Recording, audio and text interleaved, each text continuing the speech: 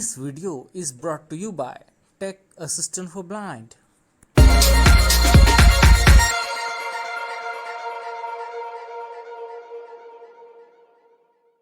सितारा बनकर चमकना तो हर कोई चाहता है, पर चमकता वही है जो अपने जीवन में हर मुश्किल को पार कर कुछ अलग कर दिखाता है। हेलो, नमस्कार दोस्तों। मैं Tulsi Bhardwaj tech assistant for blind के संयोजन से स्पेशल टैलेंट ऑफ ब्लाइंड पर आयोजित साक्षात्कार श्रृंखला के एक और साक्षात्कार में आप सबका बहुत बहुत स्वागत करती हूँ। ये बात तो आप भी मानते होंगे कि अगर हमें अपनी जिंदगी में कुछ क्रिएटिव, कुछ इनोवेटिव करना है, कुछ नया करना है, तो उसके लिए एक्सपेरिमेंट्स करने ही पड़ते हैं। और अगर हमारे वो एक्सपेरिमेंट सक्सेसफुल हो जाएं, तो हमारे अंदर एक अलग ही उत्साह और अलग ही मोटिवेशन भर जाता है और हम कुछ और भी नया करने का साहस रखते हैं। तो आज हमारे साथ एक ऐसी ही पर्सनालिटी मौजूद है जिन्होंने अपनी लाइफ में विजुअली इम्पेयर्ड कम्युनिटी के लिए ढेरों एक्सपेरिमेंट्स किए और उनके वो एक्सपेरिमेंट सक्सेसफुल भी रहे। और आज बहुत से विजुअली इम्पेयर्ड स्टूडेंट्स उनके इन एक्सपेरिमेंट से लाभान्वित भी हो रहे हैं। आज हमारे साथ मौजूद है मिस्टर रणछोड़ सोनी सर, जो प्रोफेशन से तो एक टीचर हैं, लेकिन साथ साथ कविताएं भी लिखते हैं, डिजाइनिंग का भी शौक है और इन्होंने विजुअली इम्पेयर्ड स्टूडेंट्स को ड्रामास के लिए भी ट्रेनिंग दी और बहुत से ऐसे एक्सपेरिमेंट्स किए जिन्हें सुनकर आप लोग भी शॉक्ड और मोटिवेट जरूर होंगे। तो हम उनसे जानेंगे कि कैसे उनके मन में इतने क्रिएटिव और इतने यूनिक एक्सपेरिमेंट्स आए और उन्होंने इतने क्रिएटिव आइडियाज पर किस तरह से काम किया। वेलकम सर, आपका बहुत बहुत स्वागत है हमारे चैनल पर। तो सर, सबसे पहले तो आपके बारे में ही जानना चाहेंगे कि आप कहाँ से हैं और आपका जो ये टीचिंग का प्रोफेशन है वो कैसे स्टार्ट हुआ। जी। मूलतः मैं राजस्थान का एक बहुत छोटा पाली जिले का एक गांव है धना गांव करके, जो कि देसोरी तालुका होता है, जी। वहां से है। हम्म। और उस जमाने में जब मैं 1961 में जब when I was born, तो उस समय की स्थिति तो और ही ऐसी थी, न तो कोई शिक्षा की जी जी। सुविधा थी, न कोई जानकारी थी। यस। हमारे परिवार में हम दो भाई, एक मेरे से बड़े भाई वो भी ब्लाइंड है, मैं भी जन्म से टोटली ब्लाइंड हूँ। ओके। और एक मेरी छोटी बहन जो काफी छोटी है, 10 साल के बाद, मतलब 1970 में वो पैदा, वो भी ब्लाइंड है। बाकी दो भाई हमारे एकदम नॉर्मल है। तो उस समय कभी किसी ने सोचा नहीं था कि दृष्टिबाधित व्यक्ति के लिए कोई शिक्षा का प्रबंध होगा। वो वही मानते थे कि अब ये दोनों बच्चे हमारे परिवार के लिए बोझ बन गए हैं। जी। लेकिन मैं मानता हूँ कि चमत्कार जैसी, या मतलब भगवान ने कुछ ऐसे पहले से एक जो प्लान करते हैं ना, हम नहीं समझ पाते हैं। जैसे हमारे घर के बिल्कुल सामने एक अहमदाबाद में जो कि रसोई और कुक के रूप में नौकरी करते थे, और वो एक बहुत बड़े मिल मालिक, जो अहमदाबाद के बहुत बड़े इंडस्ट्रियलिस्ट के वहाँ कुक थे। और हम्म। वो इंडस्ट्रियलिस्ट अहमदाबाद की ही हमारी एक अंधशाला, नवरंगपुरा शाला के ट्रस्टी थे। तो ओके। उनको पता था कि दृष्टिबाधित व्यक्तियों के लिए ऐसी कोई शाला है, क्योंकि उनको उनके साथ आना जाना होता था। तो सौभाग्यवश हमें अहमदाबाद लाया गया। हालांकि हमारे परिवार की बिल्कुल इच्छा नहीं थी, उनको यही लगता था कि किसी आश्रम में उनको भेजा जा रहा है, और बहुत खिलाफ थे। लेकिन उन्होंने थोड़े, क्योंकि हमारे पड़ोसी थे और हमें बहुत सालों से जानते थे, तो हम्म। यूं कहिए कि जबरन हमें यहाँ लाया गया। और ये हमारे सबसे पहले जीवन का एक सूर्योदय की शुरुआत हुई जब हम एक स्कूल में आके हमारा पढ़ना शुरू हुआ। जी जी। तो दोनों एकदम एक्सट्रीम कंडीशन थी तुलसी जी। पहले गांव में I was a completely ignored child. मतलब मुझे, क्योंकि आप जानती हैं कि प्रज्ञाचक्षु व्यक्ति का उस जमाने में क्या हाल होता होगा, जी मतलब। जी। और वो भी जॉइंट फैमिली थी। यस। तो एकदम इग्नोर्ड चाइल्ड था, यहाँ तक कि एक मैं आपसे इंसिडेंट शेयर करना चाहूंगा परिवार का, जी कि जी। एक बार हमारे लिए एक नया शर्ट मेरे मम्मी पापा ने लाया था। तो सबने बोला कि इनको नया शर्ट क्या चाहिए, वैसे भी उनको दिखता नहीं है, हम्म। तो इतने सारे बच्चे हैं, किसी का भी पहन लेंगे। मतलब यहाँ तक एक परिवार का। हालांकि मुझे कहना चाहिए कि मेरे माता पिता उस जमाने में भी एक अलग सोच रखते थे और हम्म, वो कहते थे कि नहीं हम इनको कुछ न कुछ कराएंगे। तो वो एक अलग बात थी। तो स्कूल में आना हुआ और स्कूल में एक ऐसी स्थिति थी जहाँ बच्चे मतलब हमारे जैसे ही बच्चे थे, तो एक अलग एनवायरनमेंट मिला। मुझे कभी पता नहीं चला कि ये भी एक प्रॉब्लम होती है, क्योंकि मैं रेगुलर एज में ही मेरी पढ़ाई शुरू हो गई थी, लगभग 6 साल की उम्र में उस जी। ज़माने में। हम्म। तो मुझे ब्लाइंडनेस इतना डिफ़िकल्ट कभी लगा नहीं, क्योंकि उस समय सब 6 साल के बाद तो सभी ब्लाइंड बच्चों के साथ खेलना हुआ, पढ़ना हुआ और जो भी सुविधाएँ चाहिए वो मिलती थी। 10वीं अच्छा। तक मैं उसी स्कूल में पढ़ा, तो रीडर चाहिए तो रीडर मिलते थे, रिकॉर्डर चाहिए तो रिकॉर्डर मिलता था, किताबें चाहिए तो किताबें मिलती थी। हम्म। तो वो एक गोल्डन एज जैसी स्थिति थी, हमने कभी सोचा नहीं था कि इस लाइफ में भी प्रॉब्लम आ सकते हम्म। हैं। साथ-साथ में जो हमारे बचपन में जो हमें बीज जो बोए गए, खास करके 2 चीज़ें। एक तो मुझे उस समय भी अ अ, जो स्कूल में जो छोटे-छोटे स्टेज ड्रामास होते थे, उसमें मैं रेगुलरली मुझे पार्टिसिपेट करवाते थे, तो मैं तब ओके। से एक्टिंग सीखता था। मतलब हमारे जो सिखाते थे टीचर्स कि कैसे करना होता है। हम्म। हम्म। मैं एक नाटक में एक सेठ था, तो मैं आपको एग्ज़ाम्पल दूँ कि एक मेरी क्लासमेट थी, वो सेठानी थी, तो हमने कुछ वो संग्रह करके रखा था, पुलिस आई थी, तो पुलिस आती है तो कैसे चेहरे पे भाव आते हैं जी। और जब वो अकेले होते हैं तो कैसे बात, ये सब चीज़ें बचपन से हमें ड्रामा के रूप में, मतलब मैं कुछ उदाहरण दे रहा हूँ। तो हम्म। वो सब सीखना शुरू हो गया था, apart from my studies. Okay. Uh, उस तरह से सबसे बड़ा और दूसरा मेरा जो कहता हूँ कि जो टैलेंट था वो ब्रेल में था। यस। मैं चौथी कक्षा से लेकर जब तक उस स्कूल में पढ़ा, हमेशा ही हर साल मैं बॉम्बे आता था, कभी पुणे जाता था और ब्रेल रीडिंग उस ज़माने में बहुत ही एक प्रेस्टिजियस कॉम्पिटिशन मानी जाती थी। ब्रेल रीडिंग कॉम्पिटिशन हम्म। मैंने भी करती थी बॉम्बे में जी। और उसमें ऐसा कोई साल नहीं गया जब मेरा पहला या दूसरा नंबर ना हो। तो वाओ। ये 2 मेजर टैलेंट्स मेरी स्कूल में साथ-साथ थी, हम्म। जो कि मुझे एक कॉन्फिडेंस लाने में और एक इम्पोर्टेंस बच्चों में, टीचर्स में एक रिस्पेक्ट, मतलब ये अच्छा बच्चा है वगैरह-वगैरह। जी। तो दैट वाज़ द बिगिनिंग। और फिर मेरी 11वीं-12वीं जो है वो दूसरी स्कूल में हुई। वहाँ मुझे एक तीसरा स्किल सीखने को मिला जो वहाँ मैं 10वीं तक इतना नहीं सीख पाया था। वो था पोएट्री राइटिंग का।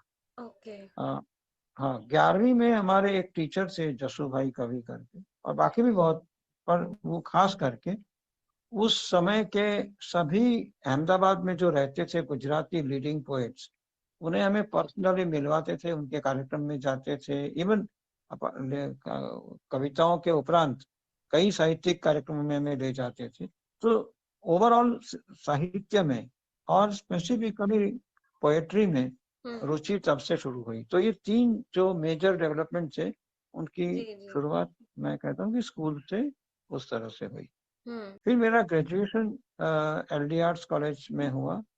वो तो आप जानती हैं कि वो स्पेशल नहीं होता है, रेगुलर कॉलेज में ही करना पड़ता है। जी। जी। That was the first turning point जब मुझे समझ में आया कि blindness is not that easy as it hmm. Seemed till. आ आज तक तो मतलब हमें रीडर नहीं मिलते तो हम चिल्लाते थे कि हमें रीडर चाहिए, हम किताबें नहीं, हम प्रिंसिपल के पास जाते थे, हम इनके पास जाते थे, हमें जी। किताबें नहीं मिल रही हैं। अब हम्म। ज़माना और था, हमें अपनी सुविधाओं का, अपनी आवश्यकताओं का खुद ही अरेंजमेंट करना होता था यस। और वो तब हमें समझ में आया कि ये कितना मुश्किल होगा। हम्म। और पहले साल तो मैं मुश्किल में, मतलब मैं मुझे बताने में कोई झिझक नहीं है कि मैं इंग्लिश में तो पॉइंट में पास हुआ था, मतलब 1 आध मार्क्स कम होता तो मैं फेल हो जाता। It was just on the border line that I could manage to break through, that's all. Hmm. तो सिंपली बिकॉज़ मुझे रीडर्स नहीं मिलते थे और टेक्नोलॉजी भी नहीं थी। मैं बात कर रहा हूँ 1980s की, 1980 79-80 में मेरा फर्स्ट ईयर हुआ था। तो ओके। उस समय एक ही टेक्नोलॉजी थी, कैसेट रिकॉर्डर। यस। और रीडर्स के घर जाना होता था। फिर रीडर्स हमें कोई अ, आधा घंटा जाने में लगता, आधा घंटा आने में लगता और 15-20 मिनट पढ़ के कहते कि बस कल रखें अब। तो हम्म। आप सोच सकते हैं कि क्या हालत होती बिल्कुल। होगी।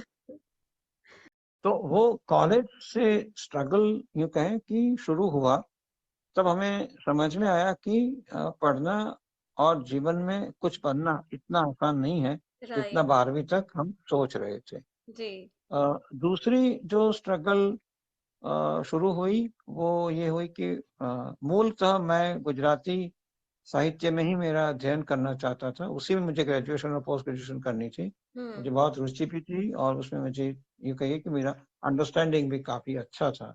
हम्म। लेकिन हमारे एक दोस्त ने मुझे अच्छा ही किया, ज़बरदस्ती मुझे इंग्लिश चेंज करवा दिया प्रिंसिपल के पास जाके, तो मुझे इंग्लिश के साथ बीए करना हुआ। वो और एक इनिशियली मुश्किल आ गई क्योंकि फिर वही पढ़ना, किताबें, जी। सॉरी, ये सब नहीं मिलना होता। हम्म। तो ग्रेजुएशन तक थोड़ा स्ट्रगल रहा, एक खास करके।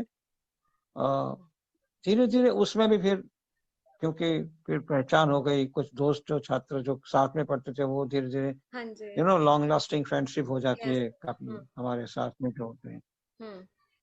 और उस तरह से फिर आगे की पढ़ाई तो हो गई। हम्म। लेकिन मुझे बनना था तो प्राध्यापक कॉलेज में, जी। और मैं इसके लिए क्वालिफ़ाइड भी था। मैंने एमए भी कर लिया था और उस समय 52.5 was the minimum required percentage for being a lecturer.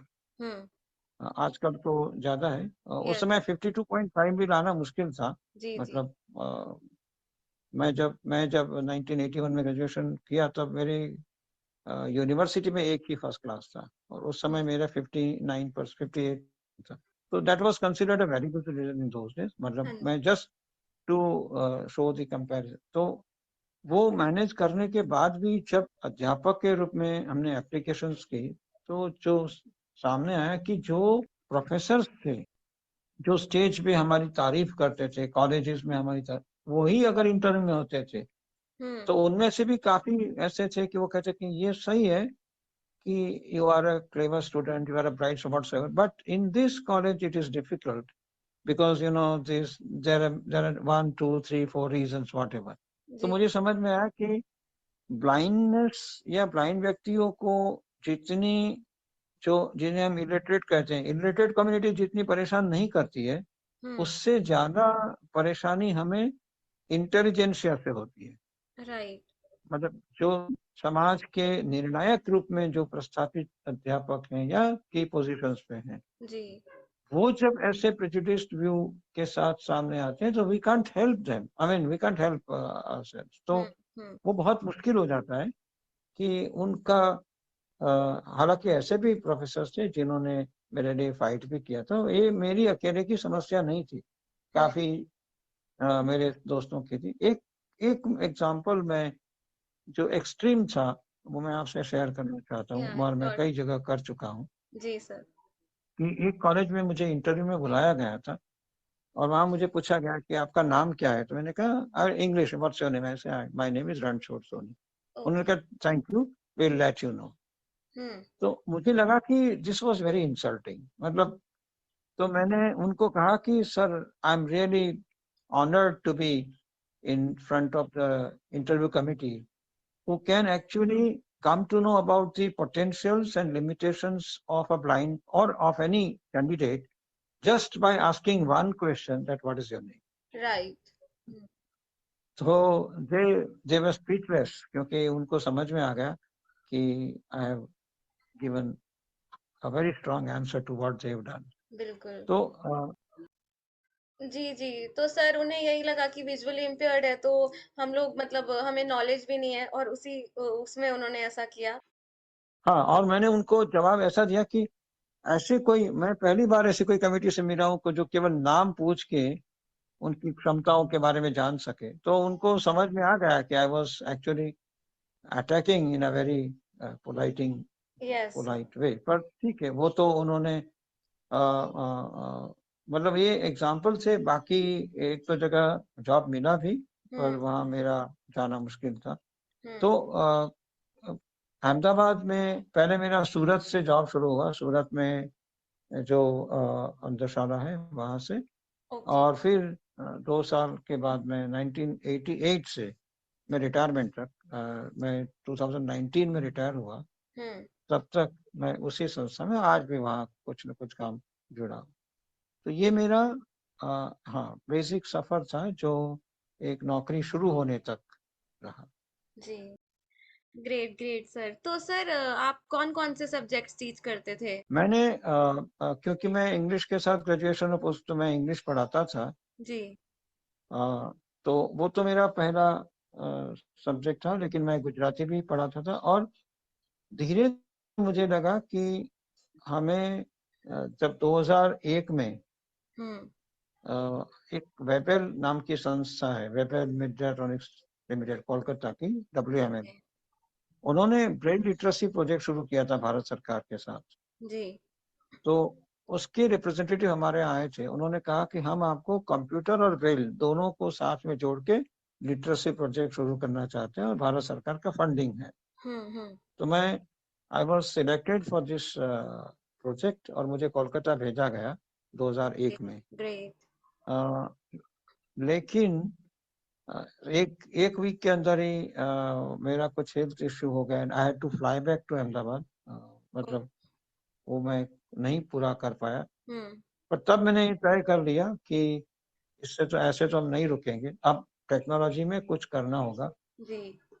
और तब से हमने धीरे धीरे शुरू किया कि स्कूल के बच्चों को कंप्यूटर सिखाएं। मैं खुद नहीं पढ़ा था, आई वाज मतलब मैं सेल्फ लर्निंग से ही कंप्यूटर सीखा हूँ अपने हम्म। आप धीरे धीरे। जी जी। पर टेक्नोलॉजी सेंटर भी हमारी संस्था ने शुरू किया and I was given the chance. तो मतलब मैं कहना चाहता हूँ कि मुझे काम करने का फ्रीडम बहुत मिला। यस। सबसे बड़ी बात है कि हम जो भी कर पाए, या मैं या कोई भी कर्मचारी हो, वो हम्म। इसलिए कर पाते हैं कि हमारी नई सोच को संस्था कितना पॉजिटिवली लेती है और हमें उस नई सोच को इम्प्लीमेंट करने के लिए कितना मौका, कितनी फ्रीडम, कितनी सुविधाएं प्रदान करती है। बिल्कुल बिल्कुल। तो मैं इस बाबत में बहुत ही खुश नसीब हूँ हम्म। कि मैं जब भी जो भी नया आइडिया रखता था, आज भी हमने कुछ अभी नए प्रोजेक्ट कर रहे हैं, तब भी हम्म। आई एम गिवन मतलब कंप्लीट फ्रीडम जो हमें मिलता है, तो ये एक बहुत बड़ी सुविधा रहती है कि काम को।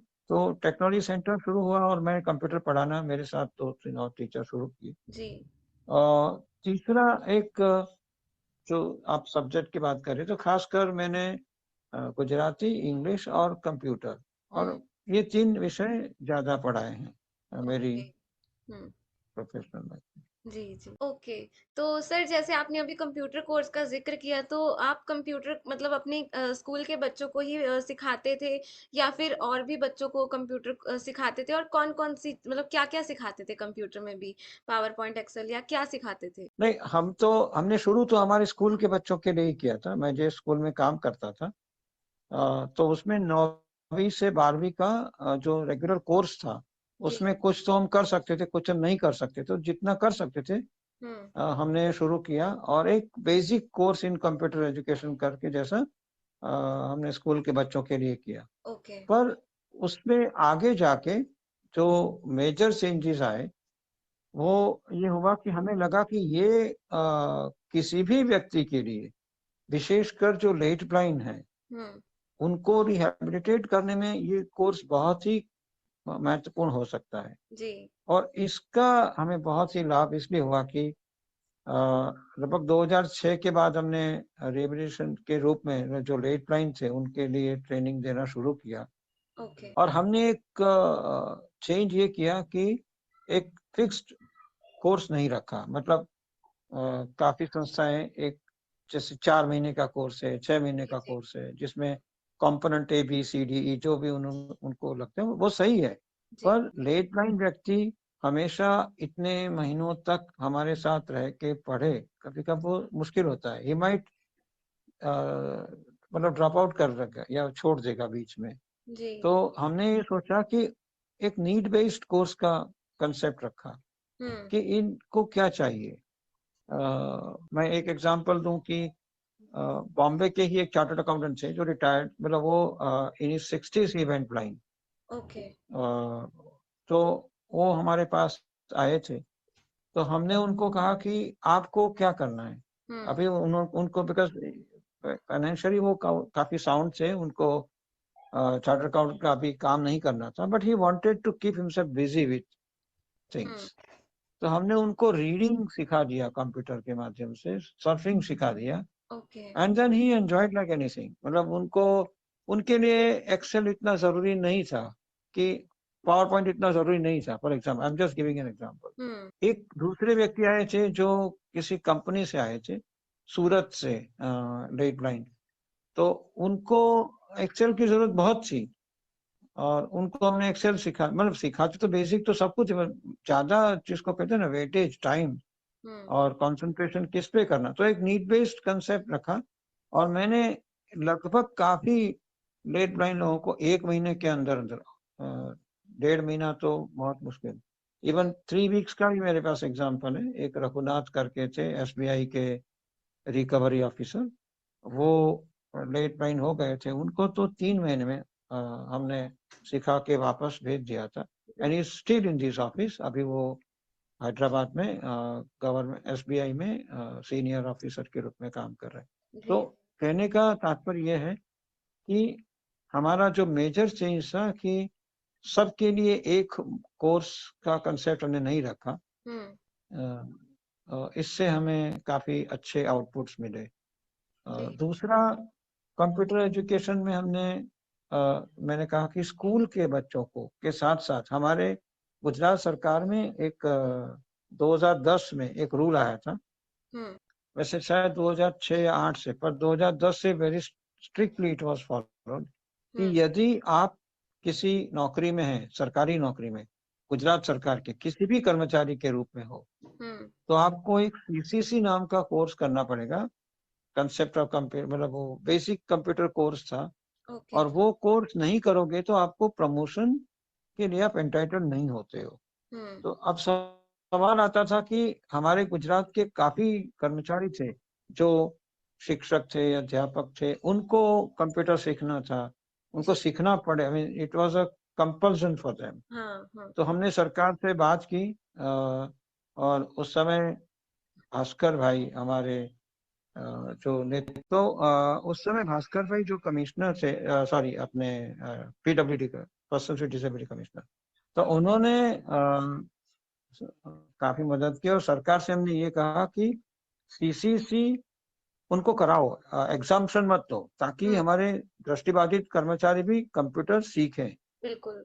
तो ये बहुत बड़ा मिशन हुआ, जिसमें आई वॉज ऑल्सो इंस्ट्रूमेंटल, मतलब मैं भी एक की रोल में था, मैं अकेला नहीं था, I would say every time कि पूरी टीम थी। बट डिसीजन मेकिंग में, कोर्स में क्या कराया जाए, कैसे पढ़ाया जाए, पेपर एग्जाम स्ट्रक्चर कैसे, all this decision making things, हमने काफी उसमें मेहनत की। और आज भी सीसीसी के कारण मुझे लगता है कि राज्य के सभी दृष्टिबाधित कर्मचारी कम से कम बेसिक कंप्यूटर सीखे हैं।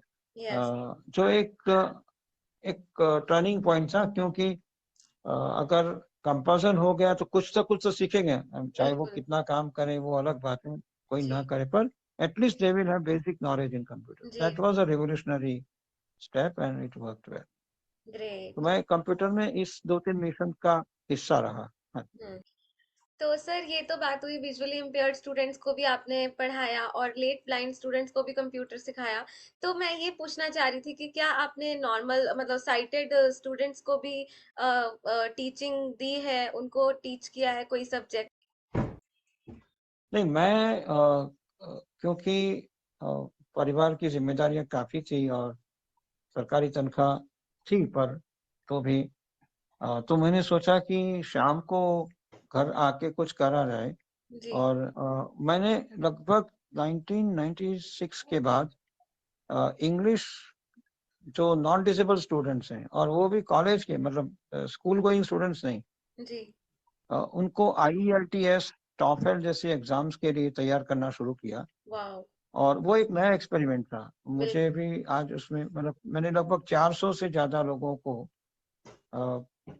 जो कि साइटेड बच्चे थे, या वो इंजीनियर थे, कोई डॉक्टर भी थे, अलग अलग फील्ड में थे, कोई ग्रेजुएशन करके गए, तो वो सभी मेरे पास इंग्लिश पढ़ के ऑस्ट्रेलिया, कनाडा, USA, यूके वगैरह गए हैं, क्या न्यूजीलैंड भी बात गए है हैं। सर। ये एक चेंज इसलिए रहा कि ऑफ कोर्स ये मेरे लिए अर्निंग सोर्स तो था ही था, जी। पर इससे ज़्यादा एक सोशल इंक्लूजन में मतलब उन लोगों को पता चला कि एक दृष्टिबाधित व्यक्ति हमें इंग्लिश उतना अच्छा पढ़ाते हैं, क्योंकि धीरे-धीरे ईश्वर की कृपा से इतना नाम हो गया था कि जी। लोग राजकोट या भावनगर से आके किराए पे रह के मेरे पास पढ़ना शुरू कर दिया था। So that was no I mean मैं मुझे करना पड़ता था, मेरे पास वक़्त नहीं है आप लोग, और मैं कभी भी बड़े ग्रुप में नहीं पढ़ाता हूँ, हम्म। मतलब बड़ी 50-40 मैं 5-7 से ज़्यादा बच्चों को एक साथ नहीं पढ़ाता हूँ, जी। ताकि उनका अटेंशन और रिजल्ट आए हमारी। ये जी। अपनी-अपनी सोच है, अपने-अपने पर मैंने लगभग काफ़ी बच्चों को पढ़ाया है, पर always in a small group and that worked well, काफ़ी उनके अच्छे रिजल्ट्स आए हैं। आज तो उनमें से काफ़ी बच्चे हैं अब तो ये एक इंग्लिश पढ़ाने का दूसरा और तीसरा मेरा एक गवर्नमेंट के कुछ प्रोजेक्ट्स भी मुझे कभी-कभी एक आध बार जो मामलतदार हो उनकी एक बैच के लिए मुझे सरकार ने कुछ क्लासेस लेने को कहा था, किसी और एक इंस्टीट्यूट के साथ जुड़ा हुआ था। ओके। एनआईडी में मैं जहाँ काम काफ़ी साल से किया है, अभी मैं विजिटिंग फैकल्टी के रूप में हूँ। जी। वहाँ भी अ, बच्चे बहुत टैलेंटेड आते हैं, भारत की द बेस्ट डिज़ाइन इंस्टीट्यूट है एनआईडी अहमदाबाद। हम्म। तो वहाँ भी मैंने जो बच्चे अ, बहुत ही क्रिएटिव थे, पर कुछ ऐसे थे जिनकी इंग्लिश कमज़ोर कभी-कभी आते हैं, तो उनको इंग्लिश पढ़ाने के बैचेस भी किए। But that was not the main, NID के साथ मेरा दूसरा एरिया भी रहा है। जी। अ, वो ये हुआ कि मैं थोड़ा 1998 में एक एनआईडी का स्टूडेंट हमारे यहाँ आया था ओके। और उसने मुझे मेरे ऊपर एक डॉक्यूमेंट्री बनाने के लिए एक स्टूडेंट प्रोजेक्ट किया। वो डॉक्यूमेंट्री लिसनिंग टू शैडोज़ करके थी ओके।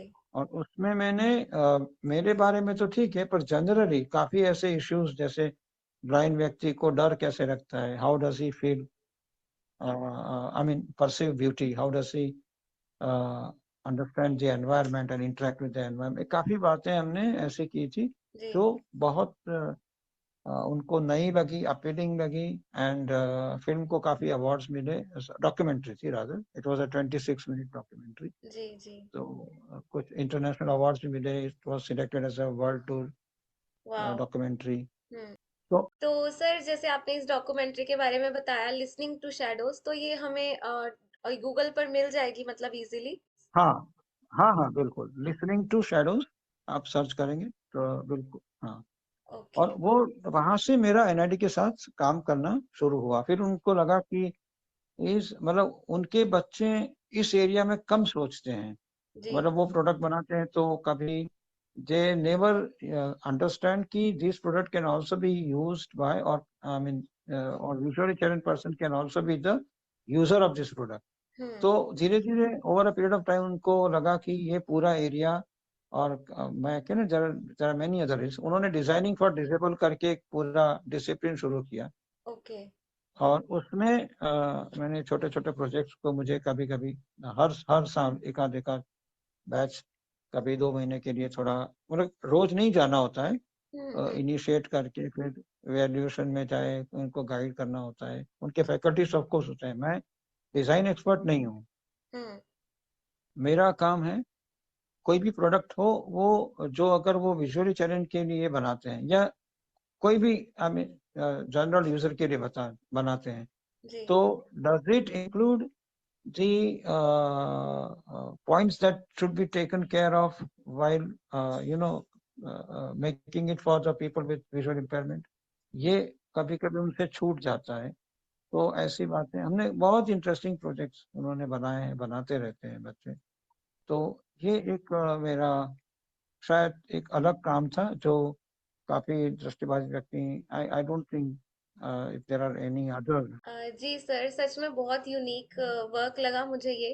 तो सर एक क्वेश्चन आ रहा था मेरे मन में, जैसे आपने बोला कि डिजाइनिंग करते थे, तो उसमें डिजाइनिंग में तो हमें पूरी ड्राइंग बनानी पड़ती है, प्रॉपर डिजाइन बनाकर देना पड़ता है ताकि उस पर काम किया जा सके, तो वो सब चीजें फिर कैसे मैनेज होती थी? नहीं, नहीं ड्राइंग एक तरीका है। मेरा काम है उनको वर्बली एक्सप्लेन करना, जरा अदर मतलब बेसिकली इमोशन से उनको सेंसिटाइज करना, एक्सपीरियंस प्रोवाइड करके सेंसिटाइज करना। ओके फिर प्रोडक्ट जो होता है ड्राइंग वगैरह वो उनकी रेगुलर फैकल्टी देखती है। ओके मुझे उनका I just talk about their ideas. जी मतलब जो प्रोडक्ट बनने से पहले आइडिया से शुरू होता है, पर कोई भी प्रोडक्ट सबसे पहले एक विचार के रूप में होता है। जी उसके बाद विचार को वो पेपर पे डालते हैं, कभी कभी प्रोटोटाइप बनाते हैं। तो जब वो प्रोटोटाइप बनाते हैं तो मैं उनसे वो शेयर करता हूँ। Right from the idea level हम शेयर करते हैं कि ये यहाँ आपको ध्यान रखना चाहिए ये चीजें। और दूसरी बात क्या है कि अब तो हमें भी समझ में आ गया है कि there are certain things that have to be taught in the beginning. मतलब हर व्यक्ति को अगर कुछ 1 2 3 4 5 इतने पॉइंट्स पहले से ही समझा दिए जाएं तो वो while developing their ideas into products जी वो नेचुरली उनको ध्यान में रखेंगे। तो अब ये तो हम क्या करते हैं कि जैसे अभी पिछले महीने मेरे पास एक 12 बच्चों का बैच अभी काम कर रहा है। तो उनका मेरा एक 2 दिन का सेशन होता है। एक दिन पूरा मैं उनको मेरे बीपीए में हमारी मतलब ब्लाइंड पीपल्स एसोसिएशन में वो मेरे साथ रहते हैं। हम्म हमारे वहाँ विजन इन द डार्क है, उसमें ले जाते हैं। फिर मैं उनसे कुछ एक्सपेरिमेंट्स करवाता हूँ। जैसे कोई गेम उनको खेलना होता है अंधेरे में, it's okay completely dark when I make them play certain games. जी I ask them to complete the following task, जो भी क्रिएटिव होते हैं, चैलेंजिंग होते हैं, जो उनको मतलब वो एक देयर आर सर्टेन मेथड्स। फिर हम इंटरेक्शन करते हैं, उनके सवाल से उनको समझ में आता है। पिछले पहले जो बच्चों ने प्रोडक्ट्स बनाए उनके एग्जांपल से तो अभी एक इंट्रोडक्टरी सेशन में ही उनको काफी क्लैरिटी हो जाती है जी कि what things they have to take care of. Hmm और of course their regular professor are excellent, पर जो उनके रेगुलर प्रोफेसर हैं वो बहुत ही साउंड है एनआईडी के। तो वो तो हमें सपोर्ट करते ही हैं। जी मैं एक रिसोर्स पर्सन के रूप में being a user and expert with certain disability, तो उस तरह से मैं उनके साथ जुड़ा हूँ। ओके जी जी ग्रेट सर। तो सर जैसे आपने कुछ टाइम पहले इस बारे में जिक्र किया था कि ड्रामा में भी आप पार्ट लेते थे। तो मतलब आपने कैसे बच्चों को भी ट्रेन किया, विजुअली इम्पेयर्ड स्टूडेंट्स को भी, कि वो ड्रामा में पार्ट ले सके या उनको ड्रामा की जो स्किल्स है वो इम्प्रूव हो सके उनकी, तो वो आपने कैसे ट्राई किया? जी, मैंने पहले कहा कि मैं जब स्कूल में था तब से ड्रामा हमने सीखा था, तो मुझे एक बड़ी तमन्ना थी कि हमारे बच्चों को भी ड्रामा सिखाया जाए।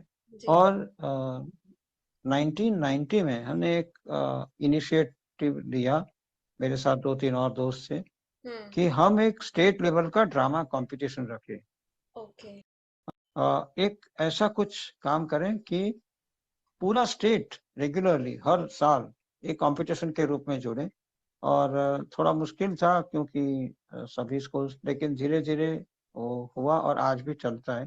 जी तो जब हमने ड्रामा कंपटीशन शुरू किया तो हमारे पास 2 3 चीजें थी हम्म कि क्या हम अलग स्क्रिप्ट लिखवाएं, should there be special dramas, different dramas for people with visual impairment. Hmm हम बिल्कुल उसके खिलाफ थे, क्योंकि हमारा विश्व और एक नॉन डिसेबल पर्सन उनका मनोविश्व सेम ही होता है, आवर साइकिल।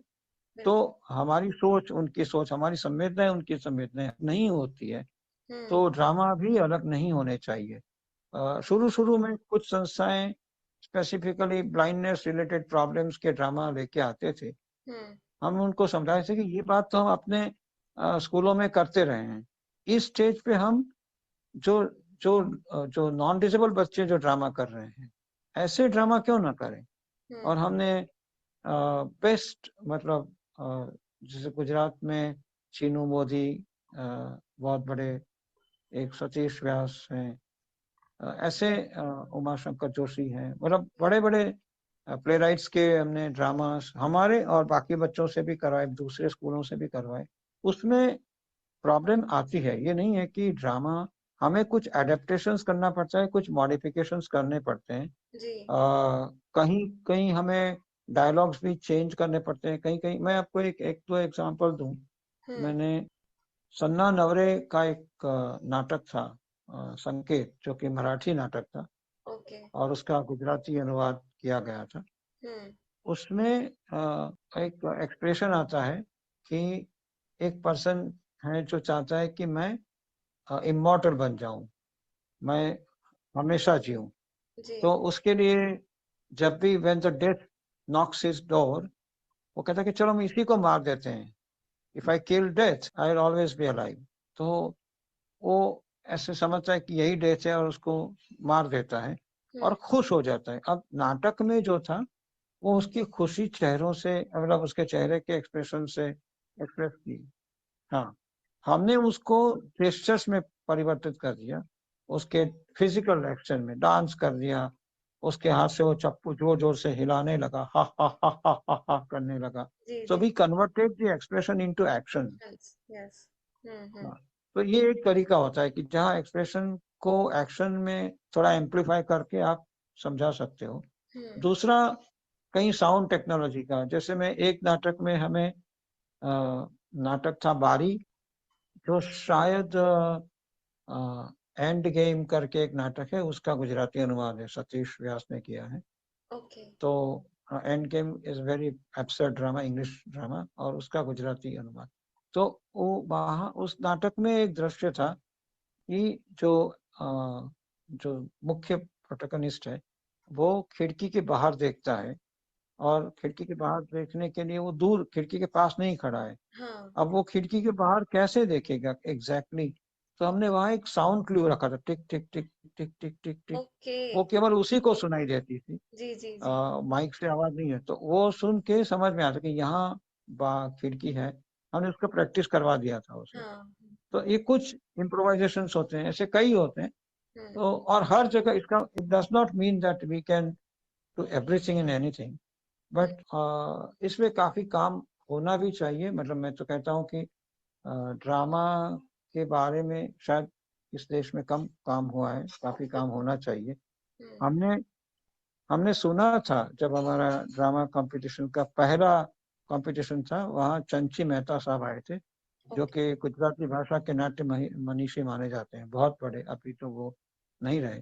जी। उन्होंने कहा था कि भारत सरकार को शायद किस देश से, पर उस समय 25 लाख रुपए मिले थे। वॉज टॉकिंग अबाउट 1970 के उस समय की बात कर रहे थे। हम्म। इसलिए मिले थे कि एक स्पेशल थिएटर बनाया जाए जो कि ब्लाइंड या ऐसे, मतलब खास करके हाँ दृष्टिबाधित बच्चों के लिए कैसे डेवलप किया जाए। But the government could not utilise that money and had to it was returned. तो मतलब अभी भी मुझे नहीं पता है कि ऐसे कोई एकदम सिस्टमैटिक स्टडी होनी चाहिए कि किस प्रकार का स्टेज हो तो डिसेबिलिटी हमें कम से कम बाधक बने। जी मीन्स जी।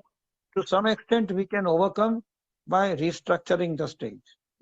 जी जी सर, जैसे चलने के लिए एक्सेसिबल होना स्टेज का। नहीं वो, हाँ उसके लिए कुछ अलग, जैसे नीचे कारपेट जो होती है उसके अलग टेक्सचर से आपको अगर पता चल जाए कि मैं फॉर एग्जांपल आपको रोड पे, आप रोड पे भाग रहे हैं, अब जी। रोड का एक टेक्सचर बना दिया गया है और हम्म। बाकी इस जगह का दूसरा टेक्सचर है, तो आप आराम से क्योंकि वैसे भी स्टेज पे शूज नहीं पहने जाते हैं, जी जी। जो हमारी परंपरा है उस तरह हम्म। से। तो ये अलग अलग मतलब तरीके सोचे जा सकते हैं, इसमें काफी काम होना बाकी है। बिल्कुल। But we can think of lot many thing. मेरे सुनने वाले भी काफी इसमें जानते होंगे, काफी हमारे श्रोताओं में से भी कईयों ने नाटक में हिस्सा भी लिया होगा। तो एक सिस्टमैटिक स्टडी और इसका कुछ सॉल्यूशन अभी भी होना चाहिए, ऐसा मेरा मानना है। बिल्कुल सर। और जो जो सर आपने आइडियाज बताए, अगर उन पर काम किया जाए, और जो आपने ट्रिक्स बताए, और जैसे वो साउंड वाला कॉन्सेप्ट बहुत बहुत यूनिक लगा मुझे।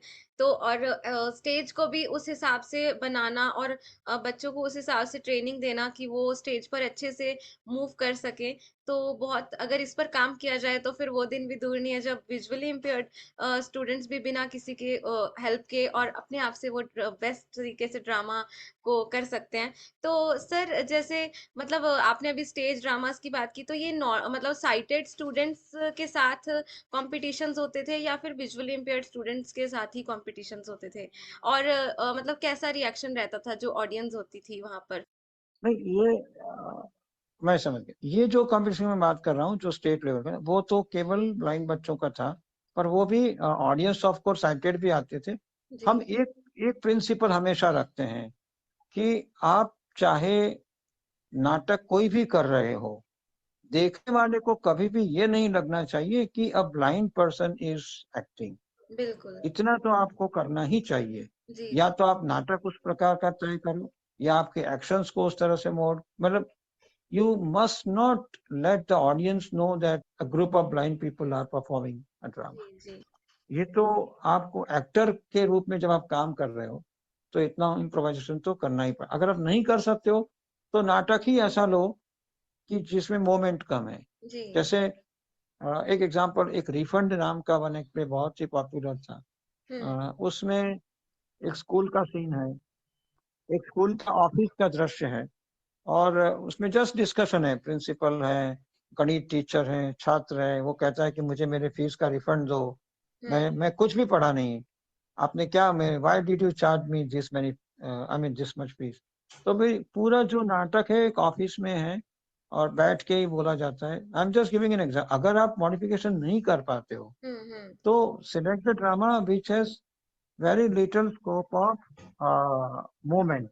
पर कोशिश ये करो कि मूवमेंट अगर करवाते हो, तो उस तरह से ट्रेनिंग दो कि वो उनको ये मतलब ऑडियंस को ये ना लगे कि कोई दृष्टिबाधित व्यक्ति नाटक कर रहा है। जी इतनी कोशिश करनी चाहिए। जी। और करने वाले सभी साइटेड से, मतलब जो एक जैन कम्युनिटी का प्रोग्राम था, और सभी बिजनेसमैन थे, उनको हमने एक नाटक करवाया था सियामीस करके। और वो नाटक हमने मतलब करवाने में मेरे साथ एक साइटेड मेरे दोस्त और मैं था। तो इम्पोर्टेंट थिंग कि मैं being a blind person, I was a co-director of a drama which was performed by sighted business group. Okay, great. जी जी। सर ये तो हुई ड्रामा की ट्रेनिंग की बात, आपने कैसे विजुअली इम्पेयर्ड स्टूडेंट्स को ट्रेन किया। तो सर कविता के बारे में जानना चाहूंगी, आपने मतलब कविताएं लिखना कब से शुरू किया और आपका इंटरेस्ट कैसे पोइट्री राइटिंग में आया? जी। मैंने कहा कि मैं 11वीं से ही कविता में मेरी रुचि बढ़ी थी, और मुझे लगा कि ये सही एक्सप्रेशन, जो मैं जो कहना चाहता हूँ, शायद इसी फॉर्म में मैं अपनी बात सही और अच्छी तरह से कह पाता हूँ। जी। अ, शुरू-शुरू में मैं मॉडर्न पोएट्री, जिसमें कि अछंदस कविताएँ जिसको कहते हैं, हम्म। मेट्रिकल पोएम्स नहीं, पर जो, तो वो ज़्यादा लिखता था। लेकिन एक आध वर्कशॉप भी अटेंड किया था, और फिर गज़ल और छंदस कविता, ये दोनों अभी भी मतलब लिखते हैं। पर जी। काफ़ी कवि सम्मेलन में हिस्सा लिया, और सबसे बड़ी बात, अ, जो गुजरात के लीडिंग पोएट्स थे, हम्म। उनके साथ कई बार कवि सम्मेलनों में हमें जाने का मौका मिला। तो एक बड़ा एनकरेजिंग पार्ट था। हालाँकि मैं ये रेगुलरली नहीं कर पाया, जी। क्योंकि मुझे ज़्यादा काम दूसरे रहते थे, टेक्नोलॉजी के, हम्म। शिक्षा के, और मैंने कहा कि शाम को मैं इंग्लिश के ट्यूशन भी करता था। जी। तो मैं उसमें पूरा अपना टाइम और डेडिकेशन नहीं दे पाया, पर कविताएँ मैंने लगभग गुजरात के कई लीडिंग पोएट्स के साथ कवि सम्मेलन में जाना हुआ। ये बहुत ही खुशी की बात है। मुझे लगता है कि ये भी एक ऐसी आर्ट है जो अ, जहाँ ब्लाइंडनेस आपको बिल्कुल ही बाधक नहीं बनती है। बिल्कुल सर, बिल्कुल सही सर, आपने बिल्कुल सही कहा कि पोइट्री राइटिंग सच में एक ऐसी आर्ट है जिसके माध्यम से हम अपनी फीलिंग्स को एक्सप्रेस कर सकते हैं और यहाँ पर ब्लाइंडनेस तो कभी भी बाधा नहीं बन सकती। सही बात है। तो सर जैसे आपने अभी बोला कि कविताएं लिखते थे, तो गुजराती में ही पोइट्री आप लिखते थे या फिर आप हिंदी में या और किसी भाषा में भी लिखते थे? ना, मैं गुजराती में ही लिखता हूँ, लिखता तो गुजराती में ही हूँ, और वो मेरी नेचुरल लैंग्वेज है बचपन से, और मुझे लगता है कि मैं उसमें ज़्यादा अपने आप को एक्सप्रेस कर पाता हूँ। तो मैं जी कविताएँ जी। गुजराती में ही लिखता हूँ। ओके। तो सर मेरे मन में एक क्वेश्चन आ रहा था, जैसे आपने जब स्टार्टिंग में जिक्र किया कि राइटर की बहुत प्रॉब्लम आती थी और मतलब हमें रीडर नहीं मिलते थे, रिकॉर्डिंग के लिए हमें बहुत समस्या आती थी, तो आपके मन में ये भी सवाल आया होगा कि क्यों ना कुछ मतलब ऐसा किया जाए, ऐसा ऐसा विचार आया होगा कि ऐसा किया जाए कि रिकॉर्डिंग्स बच्चों को इजीली अवेलेबल हो सके, तो उसके लिए आपने कुछ कोशिश की? जी, हमने मैं एक जब प्रिंसिपल था 2006 से 8 उस समय एक अमेरिका की डॉक्टर थी जो कि उस समय ब्लाइंड हो गई थी। She was in her 60s, उनकी जी। शायद 65 साल की उम्र होगी, डॉक्टर गीता मेहता करके। हम्म। वो बहुत ही चाइल्ड स्पेशलिस्ट और बहुत ही वेरी काइंड लेडी। तो वो आई थी, अहमदाबाद की थी, तो अहमदाबाद में आई थी, तो उन्होंने कहा कि मुझे ब्रेल सीखना है। ओके। तो हमने उनको ब्रेल सिखाया और सीख गई और मुझे लगा कि चलो वो खुश होके वापस America, because she was an American citizen, तो वो वापस गई।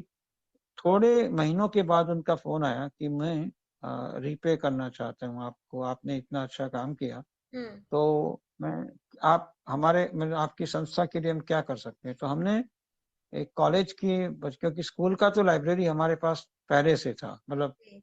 जब मैं पढ़ता था तब से भी रिकॉर्डिंग स्टूडियो था हम्म। अ अंजन मंडल में, उस समय भी था। और जी। कॉलेज के बच्चों के लिए ज़्यादा एक ऐसी लाइब्रेरी की ज़रूरत थी, तो हमने एक शांता में, उनकी मम्मी का नाम शांता मेहता था, ओके। तो शांता मेहता डिजिटल लाइब्रेरी शुरू की और जी। तब से मैंने एक वो कॉलेज के बच्चों के पढ़ाई के लिए उस समय कैसेट में रिकॉर्ड करते थे। जी। जी। अ फिर सीडी में शुरू कर दिया बहुत जल्दी, क्योंकि 2000 के बाद के वजह सीडी में ही स्विच ओवर कर दिया। हाँ जी। हाँ और जी। अब तो हमने डेज़ी जब शुरू हुआ भारत में डीएफआई करके, Daisy yes forum of sir. India, hmm. उसका एक founder member blind people's association भी है और मैं I was a part of that initiation. तो वो जब भारत में डीएफआई का मूवमेंट शुरू हुआ, जी। तब से ब्लाइंड पीपल्स एसोसिएशन को मैं रिप्रेजेंट करता हूँ। तो हम्म।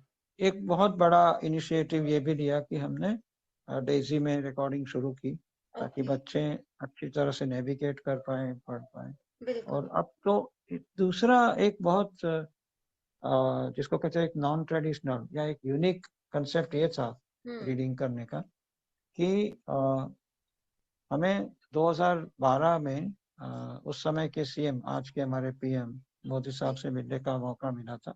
वाओ। तो ओके। उन्होंने पूछा था कि कोई यूनिक आइडिया हो तो बताइए। हम्म। मैंने कहा था सर एक ऐसा आइडिया है जो बहुत मुश्किल है। तो जो जेल होते हैं, प्रिजन होती है, जी। जी। प्रिजन में जरूरी नहीं कि हर एक प्रिजनर अनपढ़ हो। यस। काफी प्रिजनर्स हैं, किसी न किसी कारण से कोई एक इस स्थिति में अपराध कर बैठते हैं। हाँ जी। तो उनकी टैलेंट का, उनकी स्किल का उपयोग क्या हम हमारे दृष्टिबाधित व्यक्तियों के लिए नहीं कर सकते? तो उन्होंने कहा क्या करना चाहते हो? हम्म। हमने कहा सर हम एक रिकॉर्डिंग स्टूडियो शुरू करना चाहते हैं। और आपको जानकर खुशी हुई कि वो जब प्राइम मिनिस्टर हुए तो उन्होंने ये शुरू करवा दिया और ओके। अभी भी चल रहा है अच्छी तरह से। 2016 से शायद वो ठीक से चल रहा है जी। और आज भी वहाँ शायद भारत का एकमात्र सेंट्रल जेल ऐसा है हम्म। जिसके अंदर जो प्रिजनर्स हैं वो रिकॉर्ड करते हैं। गांधी जी को जहाँ 9 दिन के लिए कैद में रखा गया था, जी। उसी खोली, उसको गांधी खोली कहा जाता है समुद्र से। It is a historic place. Hmm. उसी खोली में हमने रिकॉर्डिंग स्टूडियो शुरू किया है और वो आज भी चल रहा है। तो ये हमारी संस्था का, बट आई वाज़ मतलब मुझे खुशी है कि मैं इसका हिस्सा बना और शुरू से मैं इसको देखता हूँ। तो ये एक नया एक्सपेरिमेंट था कि प्रिज़नर्स पढ़ें और उससे प्रिज़नर्स का भी उनका थॉट प्रोसेसिंग बदले, क्योंकि बिल्कुल। वो क्रिमिनल माइंड से क्रिएटिव माइंड की ओर जाएँ, कंस्ट्रक्टिव थॉट्स की ओर जाएँ। बिल्कुल सर। और हमारे बच्चों को काफ़ी मात्रा में एक साथ बुक मिले, क्योंकि they have enough time to read, पूरा यस। दिन उनके पास पढ़ना ही होता है। हम्म। तो ये एक नया एक्सपेरिमेंट था जो हमें काफ़ी मतलब हमें हेल्पफुल रहा और वो अच्छी तरह से चल रहा है आज भी सामाजिक सेंटर जेल में। अ, जी। Wow sir, what a great idea. मतलब बहुत ज़्यादा यूनिक कॉन्सेप्ट था और शायद ही किसी ने ऐसा सोचा होगा कभी। मतलब इंडिया में एकदम बहुत नया एक्सपेरिमेंट लगा ये मुझे। और मतलब सच में जो प्रिजनर्स थे उन लोगों की तो नॉलेज बढ़ी ही बढ़ी, साथ में उन लोगों को मतलब बहुत सारा ज्ञान भी मिला, और विजुअली इम्पेयर्ड स्टूडेंट को सबसे ज्यादा इससे हेल्प हुई होगी। बहुत ज्यादा, बहुत यूनिक कॉन्सेप्ट था सर। मैं एक किस्सा मैं आपसे बताना चाहूंगा। एक रियल इंसिडेंट है। जी। मिलन ठक्कर नाम का एक प्रिजनर था, जी। जिसने फेक नोट्स बनाए थे ओके। और वो पकड़ा गया था, and he hmm. Was in the prison. Hmm. तो उनको हमने एक बुक दी थी, महात्मा गांधी ना विचारो, ओके। जो कि एक अंग्रेजी पुस्तक की गुजराती ट्रांसलेशन थी। हम्म। तो उन्होंने ये पुस्तक पढ़ी और मन में लगा कि मैं क्यों ये कर रहा हूँ, क्योंकि he was fighting the case चल रहा था उनका। जी। आमतौर क्या होता है कि हम कोशिश करते हैं कि किसी न किसी तरह से वकील को या कोई और हम निर्दोष निकल आए बाहर। जी। तो वो भी वही कोशिश में था, एडवोकेट्स को कोशिश की जाती थी। तो ये किताब पढ़ने के बाद उसने संकल्प कर लिया कि मैं अब ना तो कोई वकील रखूंगा, मैं अपना केस खुद लड़ूंगा, और दूसरी बात, मैं जज को जो भी मैंने किया है वो कन्फेस कर दूंगा। एंड जी। He did the same. और जज काफी इम्प्रेस हुए, उनकी पनिशमेंट को थोड़ा कम कर दिया गया। आज तो वो बाहर है और आज वो हमारे साथ ये मिशन में जुड़े हैं, और फिर वो नवजीवन प्रेस में भी बहुत अच्छा काम करते हैं। वाह। एक रियल इंसिडेंट था कि एक प्रिजनर्स की लाइफ को, सच जो में। कोशिश कर रहा था कि मैं निर्दोष निकल आऊं, हम्म। मैं अपराधी तो हूं, पर जैसे बाकी लोग करते हैं, किसी न किसी तरह से एविडेंस को इधर करके बिल्कुल। ये प्रूव कर सको कि आई एम इनोसेंट। जी। जी। लेकिन उसने तय कर लिया कि नहीं, मुझे ऐसा नहीं करना चाहिए, and he completely change his life. तो वो, this was the outcome of such experiment. जी, सच में सर, ये इंसिडेंट सुन के मुझे ऐसा लग रहा है कि ये बात बिल्कुल सच है कि जो पुस्तकें होती हैं वो किसी के भी विचारों में बदलाव ला सकती हैं। और वो जो विचारों में उनके बदलाव आया वो आपके इनिशिएटिव की वजह से आया। मतलब अगर उनको ये बुक ना मिली होती तो वो उन पर ये इफेक्ट ना पड़ता। तो मतलब उस बुक ने उनको इतना प्रभावित किया कि उन्होंने सच की राह चुनी। तो सच में बहुत बहुत मोटिवेशनल इंसिडेंट था ये। बहुत अच्छा लगा ये किस्सा सुनकर। तो सर, अब मैं ये जानना चाहूंगी कि जैसे आपने बोला बहुत सारे प्रोजेक्ट्स पर काम किया है और आप आगे भी करने वाले हैं, तो आपके फ्यूचर को लेकर क्या प्लान्स है? मतलब आप क्या ऐसे प्रोजेक्ट्स स्टार्ट करने वाले हैं जो विजुअली इम्पेयर्ड स्टूडेंट्स को या विजुअली इम्पेयर्ड पूरी कम्युनिटी को हेल्प करेंगे? देखिए, मैं जब एक आईसीवाई का पेपर प्रेजेंट कर रहा था, तब मैंने एक अपने विचार रखे थे कि ब्लाइंड को क्या चाहिए। तो मैंने एक बेस्ट एक्रोनिम दिया था, ओके। BEST। जी। इसको ब्रेल आनी चाहिए, हम्म। इंग्लिश आनी चाहिए, सॉफ्ट स्किल्स आनी चाहिए, और टेक्नोलॉजी आनी चाहिए। जी। इसका मतलब ये नहीं कि बाकी की चीजें नहीं, पर दिस आर द, मतलब ये मेरे इतने तो उनको, सॉरी, सीखना चाहिए। उनको हम्म। इंग्लिश आनी ही आनी है, ब्रेल आनी ही आनी है, जी। टेक्नोलॉजी सीखना ही है। खास करके ये माना जाता है कि ब्रेल की अब जरूरत नहीं है। मैं इसके बिल्कुल खिलाफ हूँ, और मैं मानता हूँ कि फॉर एग्जाम्पल, मैं अगर कोई अ, कविताएं, लंबी लंबी कविताएं आजकल तो जो लिखते हैं, जी। या मैंने खुद ने, हमने एक एक्सपेरिमेंट किया था, अभी भी चल रहा है, हम्म। और लिम्का बुक ऑफ रिकॉर्ड्स में 2005 के बुक में मेरा नाम भी है, हम्म। कि आकाशवाणी में सबसे पहले ब्लाइंड ने किसने न्यूज रीड किया। तो वो जो न्यूज रीड करना होता है, लाइव होता है, पहले से रिहर्सल नहीं, रिहर्सल कर सकते, पर पहले से आपको प्री रिकॉर्डेड नहीं होता है। तो जी। Live recording, sorry, live news जो पढ़ना था, दूरदर्शन में भी हमने किया, वो अंजन मंडल ने किया, और उसमें भी मैं काफी की रोल रहा मेरा, 3-4 बार मैंने भी पढ़ा है। ओके। और आकाशवाणी में तो सबसे पहले मैंने पढ़ा था। वाओ। वो भी मेरी संस्था के, I must thank my organisation that they gave me this opportunity. But मेरा कहने का मतलब है कि ब्रेल मुझे काफी यूजफुल रहा। मैं टेक्नोलॉजी भी जानता हूँ जी। और ब्रेल भी जानता हूँ, तो दोनों, they are useful, I mean, in multiple ways. बिल्कुल। तो ये मैं अभी मेरा मेरा फ्यूचर का जो आप कह रही हैं, एक तो अब हम लोग अभी धीरे-धीरे ई-बुक बनाने में जुटने वाले हैं ऑडियो बुक के स्थान पर, जी। क्योंकि अभी ई-बुक के काफ़ी बेनिफिट्स हैं।